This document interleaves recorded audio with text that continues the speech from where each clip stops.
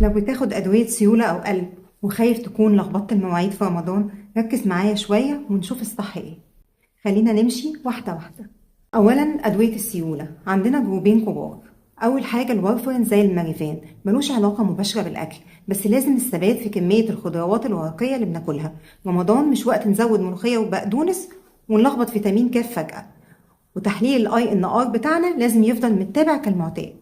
اتنين ال NOACs أو أدوية السيولة الحديثة، لو بناخدها مرة يوميا زي زاليرتو أو فاكساتو هتتحط مع الفطار، ولو بتتاخد مرتين يوميا زي الإلمبوزس أو الإليكويس هتبقى فطار وسحور. أهم نقطة مفيش جرعة تتفوت، لأن دواء السيولة ما ينفعش يتأجل. مضادات التجلط زي الأسبرين والبلافكس يفضل بعد الفطار عشان نقلل تهيج المعدة، غير كده مفيش تعديل خاص بالصيام. أما مدرات البول زي الإكزامايد أو اللازكس في نقطة مهمة جدا، لو اتاخدت قبل النوم هتسهرك طول الليل رايح جاي على الحمام. الأفضل تبقى بعد الفطار بساعة مثلا. ولو حاسس إن الجرعة عاملة لك جفاف أو هبوط يبقى لازم الدكتور يعيد تقييمها في رمضان. أدوية النيتريت اللي بتوسع الشرايين لازم الجسم ياخد فترة خالية منها حوالي 10 ل 14 ساعة متواصلة يوميا علشان ما يحصلش نيتريت توليرانس والجسم يتعود عليها والدواء يفقد تأثيره. طيب هنعملها ازاي؟ لو كانت جرعة واحدة ممتدة المفعول زي الام دي يو هناخدها بعد الفطار عشان نضمن امتصاصها بالكامل، ومن السحور لفطار تاني يوم هتعتبر دي فترة النيتريت فري.